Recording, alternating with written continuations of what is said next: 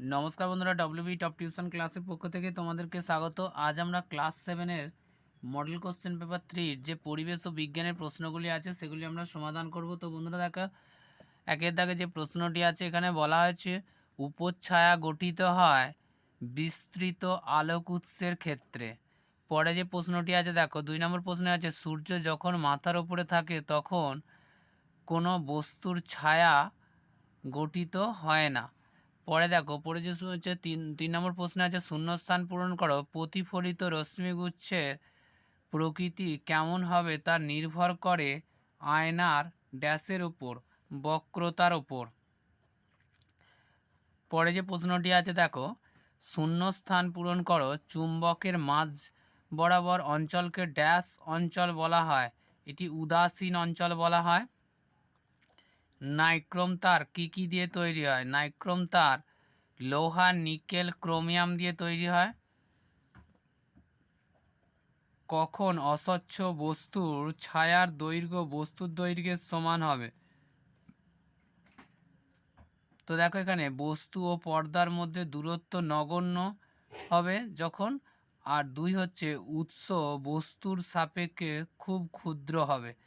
এই দুটি ক্ষেত্রে অস্বচ্ছ বস্তুর ছায়া দৈর্ঘ্য বস্তুর দৈর্ঘ্যের সমান হবে।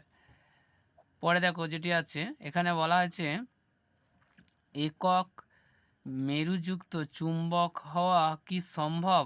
না, একক মেরুযুক্ত চুম্বক হওয়া সম্ভব নয়। পরে দেখো লাইফ সায়েন্সের যে প্রশ্নগুলি আছে এখানে বলা হয়েছে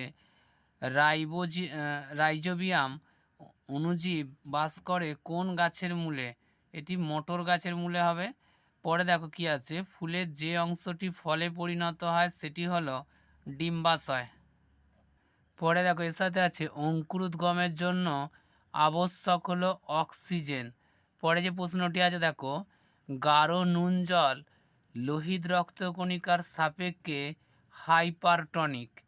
পরে যে প্রশ্নটি আছে দেখো, সমানুপাত নির্ণয় করো। পরাগধানী যদি পরাগরেণু হয় গর্ভাশয় হবে ডিম্বক।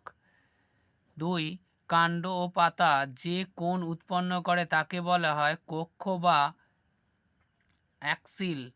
পরে যে প্রশ্নটি আছে দেখো, সেপটিক ট্যাঙ্ক থেকে নির্গত বিষাক্ত গ্যাসের নাম হলো হাইড্রোজেন সালফাইড, যার সংকেত হবে H2S। পরে দেখো বেমানান শব্দটি বেছে নিয়ে শব্দটি খুঁজে বার করো। বেমানান শব্দটি এখানে যেটি আছে এখানে বলছে বীজপত্র, বীজত্বক, ফলত্বক, ভ্রূণাক্ষ, এখানে যেটি হবে সেটি হচ্ছে ফলত্বক। পরে যে প্রশ্ন মডেল কোশ্চেন পেপার 4 নম্বর সেটে যে প্রশ্নগুলি আছে দেখো, এখানে বলা হয়েছে কি সমতল আয়নায় লম্বভাবে আপতিত কোনো আলোকরশ্মির আপতন কোণের মান হলো 0 ডিগ্রি। পরে যে প্রশ্নটি আছে দেখো, আলোক উৎস বড় হলে গঠিত হয় প্রচ্ছায়া ও উপচ্ছায়া উভয়ই। পরে দেখো 3 নম্বর প্রশ্নে আছে একটি ধাতব দণ্ড একটি চুম্বক শলাকার উত্তর মেরুকে বিকর্ষণ করে, এতে প্রমাণিত হয় দণ্ডটি চুম্বক। পরে দেখো ধাতব পদার্থ তড়িতের ড্যাশ সুপরিবাহী। প্রদত্ত কোনটি অপ্রচলিত শক্তির উদাহরণ? এটি হচ্ছে জোয়ার ভাটা শক্তি হলো অপ্রচলিত শক্তির উদাহরণ। পরে দেখো শূন্যস্থান পূরণ করো। সূচিছিদ্র ক্যামেরায় বস্তুর ড্যাশ গঠিত হয়, প্রতিকৃতি গঠিত হয়। 2 নম্বর চুম্বক দৈর্ঘ্য ও চুম্বকের জ্যামিতিক দৈর্ঘ্যের মধ্যে সম্পর্কটা চুম্বক দৈর্ঘ্য সমান চুম্বকের জ্যামিতিক দৈর্ঘ্য ইন্টু 0.85। তড়িৎ প্রবাহের তাপীয় ফলের প্রয়োগ হয় এমন একটি যন্ত্রের উদাহরণ হলো বৈদ্যুতিক ইস্ত্রি। পরে যে প্রশ্নটি আছে দেখো, আমরা শুধুমাত্র 1 নম্বরের প্রশ্নগুলি তোমাদেরকে সমাধান করে দিয়েছি। তো দেখো সেক্ষেত্রে লাইফ সায়েন্সের যে প্রশ্নগুলি আছে এখানে বলা হয়েছে কি মূলের ডগায় টুপির মতো যে অংশ থাকে তাকে বলা হয় মূলত্র। 2 নম্বর বলছে ORS এর পুরো নাম হচ্ছে oral rehydration solution. Oral rehydration solution.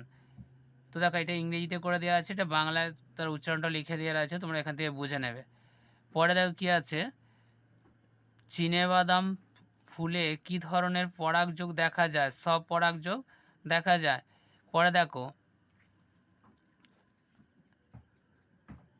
জ্যাকবসন্স organ কোন প্রাণীর দেহে দেখা যায়? সাপের দেহে দেখা যায়। তো দেখো এই প্রশ্নের অ্যান্সারটা তোমরা সহায়িকা বইয়ে পেয়ে যাবে। এটা বড়, এখানে লেখা যাবে না বলে সেই জন্য এটা করে দেওয়া হয় না। তোমরা সহায়িকা বইয়ের মধ্যে এই প্রশ্নের অ্যান্সারগুলো পেয়ে যাবে। তো বন্ধু দেখো আজ এই পর্যন্তই। পরের ক্লাস আমরা মডেল কোশ্চেন পেপার 5 এবং 6 সমাধান করে দেবো।